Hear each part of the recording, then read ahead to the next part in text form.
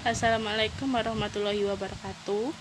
Hai, perkenalkan, nama saya Vina Febriana, kelas 11 IPA 7, nomor absen 33. Hari ini saya ingin mempraktekkan dramatic reading yang berjudul Nasib Sial Seorang Badut. Tak ada yang bisial dari seorang ingin melucu, tapi sama sekali tak lucu. Jangankan orang lain, saya sendiri tak tertawa oleh lucuan saya. Mungkin kalian menyangka menjadi badut adalah pekerjaan paling gampang. Tinggal bertingkah kocak dan orang-orang akan tertawa. Bila kalian menjadi saya, kalian akan mengerti. Tak gampang membuat orang tertawa, apalagi ketika kamu tak ingin tertawa. Lagi pula, di zaman ketika orang-orang gampang tersinggung dan marah, membuat lelucon tidaklah semudah yang kalian bayangkan. Bisa-bisa karena lelucon, kamu bisa dipidanakan, dianggap menghina, dan mencemarkan nama baik. Kawan baik saya, seorang pelawak juga, dipenjara hanya karena membawakan lelucon, dan lelucon itu dianggap menghina. Saat itu dia memanjat pohon kelapa pada jam 10 pagi. Dari atas pohon kelapa, dia mengumandangkan azan subuh. Tentu saja, hal itu membuat gempar seluruh kampung. Orang-orang langsung berbondong mendatangi orang itu, berteriak menghujatnya, bahkan ada yang ingin membunuhnya. "Dasar kafir, turun kamu! Berani-beraninya kamu melakukan penghinaan azan subuh jam 10 pagi. Dasar orang aneh, kafir!" Tapi dengan tenang, teman saya menjawab, "Loh, siapa yang aneh? Siapa yang kafir? Coba kalian pikir, saya azan jam 4 pagi di masjid, tapi tak ada satupun dari kalian yang datang ke masjid. Begitu saya azan subuh jam 10 pagi, kok kalian pada datang berdatangan pada saya? Coba kalian pikir, siapa yang aneh, siapa yang kafir, dan siapa yang gak taat?"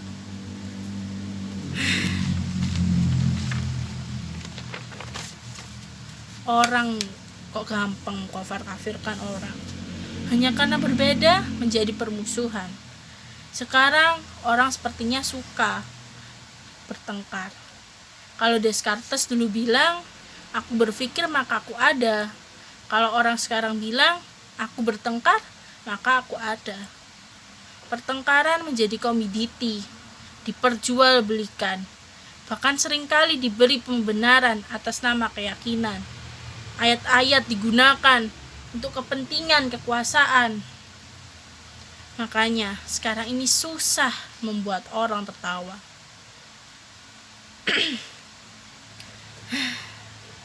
Saya menjadi badut, meneruskan ayah saya. Dulu ayah saya juga seorang badut. Karena bapak saya badut, saya pun jadi badut. Sekarang kan sedang ngetren, anak meneruskan orang tuanya. Sudahlah, jangan ngomong ngelantur, nanti saya malah ditangkap. Dulu kata bapak saya, jadi badut itu lumayan enak, penghasilannya lumayan.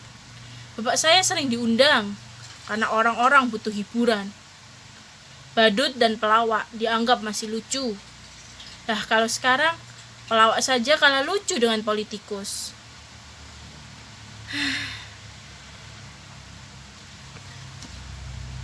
Aku gak nyangka kamu datang. Oh, silakan masuk. Silakan masuk, maaf berantakan ya. Silakan duduk. Kamu mau minum apa? Atau mau makan? Sebentar ya, saya carikan. Apa? Kamu gak haus? Gak lapar? Syukurlah. Kebetulan saya tak punya apa-apa.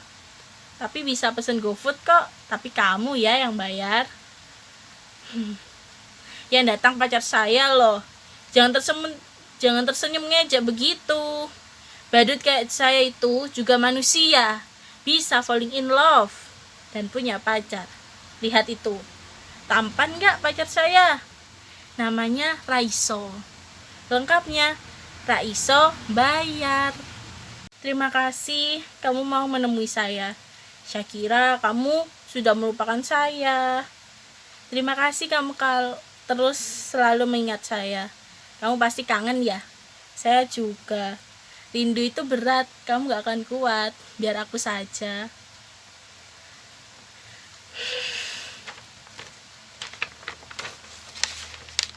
Aku kira kamu sudah gak mau sama saya. Katanya kamu punya pacar baru, yang lebih cantik, yang lebih kaya. Saya percayalah, apapun yang terjadi, aku tetap cinta padamu. Sumpah I love you, I miss you. Boleh aku peluk kamu? Boleh aku cium kamu?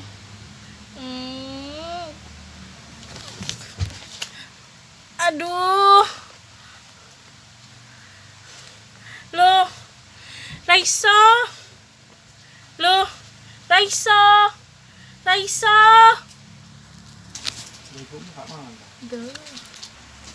Raiso, tak ada siapa-siapa yang datang. Tak ada yang datang. Ternyata hanya khayalan saja. Gak ada pacar. Saya baru jomblo. Coba kalian bayangkan betapa sialnya saya. Sudah jadi badut, jomblo pula. Nasib saya ini ya benar-benar ambiar. Percayalah, jadi badut itu berat. Kamu gak akan kuat. Biar saya saja.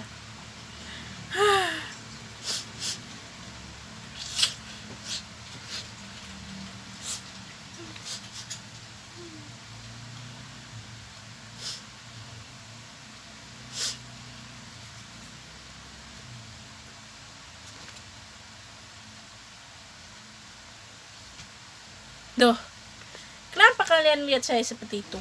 Apa ada yang aneh di saya? Apa ada yang aneh sama saya? Loh, kenapa? Sudah saya katakan, saya ini orang yang sial. Tapi nasib memang aneh. Nasib selalu punya kejutan yang tidak pernah saya duga. Kalian lihat penampilan saya, begitu keren dan perlindi. Kini saya berpakaian bagus, tapi sebenarnya saya tetaplah seorang badut. Saya sama sekali tak pernah memimpikan ini. Tapi barangkali ini memang takdir saya. Suatu hari, saya diminta untuk mengisi hiburan pada kampanye partai. Menurut saya penampilan saya biasa-biasa saja. Tapi sama sekali tak lucu. Tapi entah kenapa, semua yang hadir tertawa, terpingkal-pingkar. Hanya saya menjetik-jetikan jari seperti ini. Saya hanya menggoyangkan badan saya. Semua tertawa. Bahkan saya hanya berdiri diam. Semua orang makin terbahak-bahak. Mereka terhibur melihat tingkah saya yang bodoh dan tolol.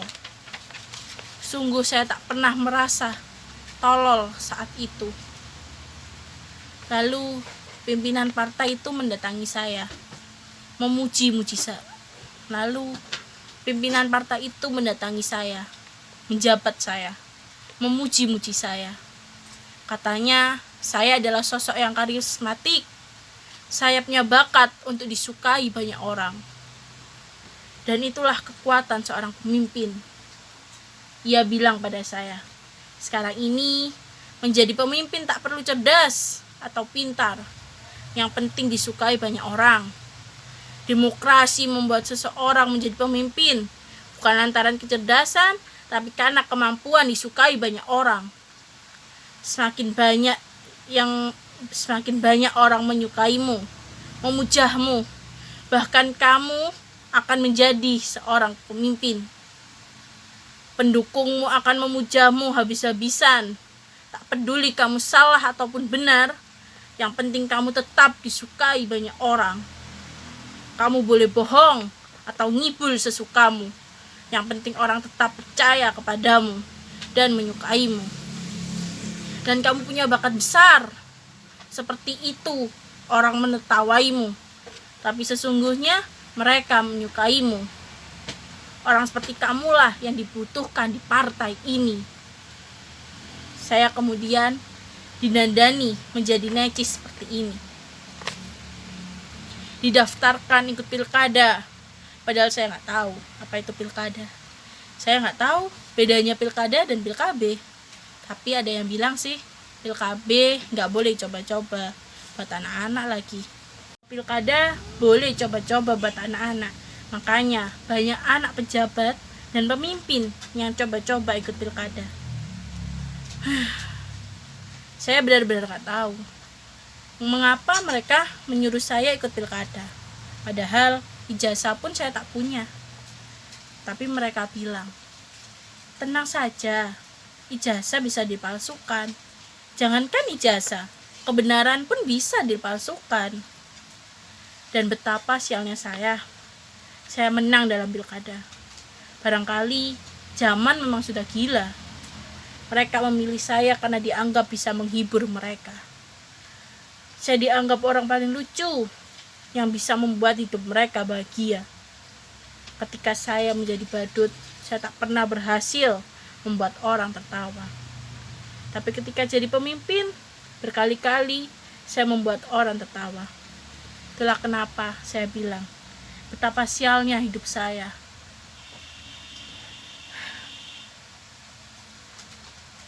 Tiba-tiba terdengar teriakan orang yang bersorak-sorai, penuh pemujaan. Mereka berteriak-teriak, hidup pemimpin kita! Hidup pemimpin kita! Panjang umur pemimpin kita! Hidup pemimpin kita! Teriakan itu terus bergema, makin keras dan antusias.